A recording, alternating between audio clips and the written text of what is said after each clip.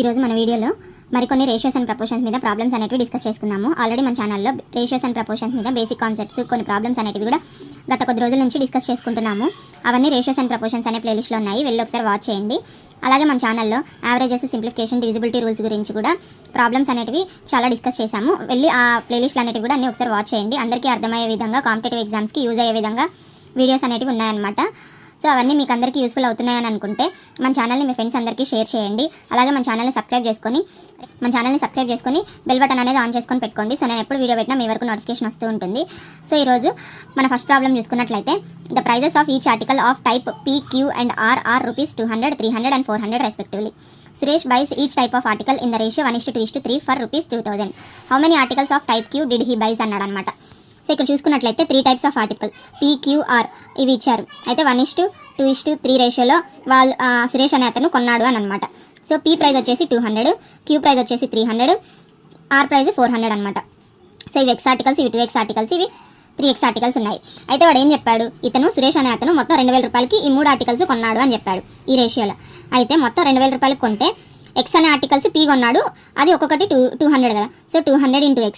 అలాగే ఇది కూడా 300 × 2X, ఇది కూడా 400 × 3X. సో ఇది 2000 is equal to 200X plus 600X plus 1200X అనమాట. So 2000 is equal to 2000X. So X is equal to 1 అనేది వస్తుంది అనమాట. ఇక్కడ నెంబర్ ఆఫ్ ఆర్టికల్స్ ఏం చెప్పచ్చు, నెంబర్ ఆఫ్ ఆర్టికల్స్ Q ఎన్ని కొన్నాడు అని అంటే మనం ఏం చెప్పచ్చు, 2X అనమాట. 2 × 1 ఈజ్ ఈక్వల్ టు 2 ఆర్టికల్స్ కొన్నాడు అనమాట. సో ఇక్కడ సెకండ్ ప్రాబ్లం చూసుకున్నట్లయితే there is a ratio of 5:4 between 2 numbers if 40% of the first is 12 then 50% of the second is అన్నాడు అనమాట. సో ఇక్కడ రెండు నెంబర్స్ A అండ్ B అన్నాడు, వీటి రేషియో 5:4 అన్నాడు. ఇది నేను 5X, ఇది 4X అనుకుంటే 2 నెంబర్స్ ఫస్ట్ దాంట్లో 40% వచ్చి 12 అన్నాడు. అంటే 40% ఆఫ్ ఫస్ట్ అంటే 5X కదా, ఈజ్ ఈక్వల్ టు 12 అన్నాడు. 40/100 × 5X ఈజ్ ఈక్వల్ టు 12 అన్నప్పుడు X ఈజ్ ఈక్వల్ టు అన్ని క్రాస్ మల్టిప్లై చేస్తే 12 × 100/40 × 5 అనమాట. 0 0 5 1s 5 2s 2 1s 2 2s 2 1s 2 6s. So X is equal to 6 అనేది వచ్చిందనమాట మనకి. సో ఇప్పుడు సెకండ్ నెంబర్ ఏం చెప్పచ్చు, 4X ఈజ్ ఈక్వల్ టు 4 × 6 24. అలాగే 50% ఆఫ్ సెకండ్ కావాలి. సో 50% ఆఫ్ సెకండ్ అంటే హాఫ్ ఆఫ్ ద సెకండే కదా. సో ఆన్సర్ అనేది ఇక్కడ మనకు 12 అనేది వస్తుంది అనమాట.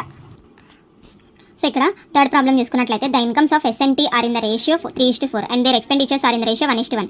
If S saves 4000 and T saves 22,000 what will be the income of S అనమాట.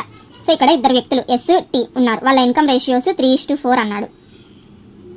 అయితే ఇది 3X, ఇది 4X ఇన్కమ్ అనుకుంటే వాళ్ళు ఏమన్నాడు, ఎక్స్పెండిచర్స్ 1:1 అంటే ఈక్వల్ అనమాట. ఎక్స్పెండిచర్స్ ఈక్వల్ ఉన్నాయి.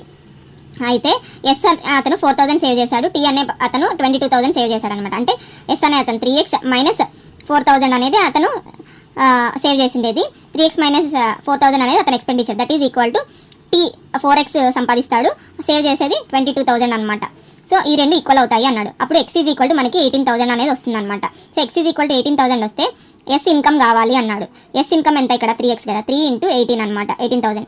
ఆన్సర్ వచ్చేసి 54,000 వస్తుంది ఇక్కడ.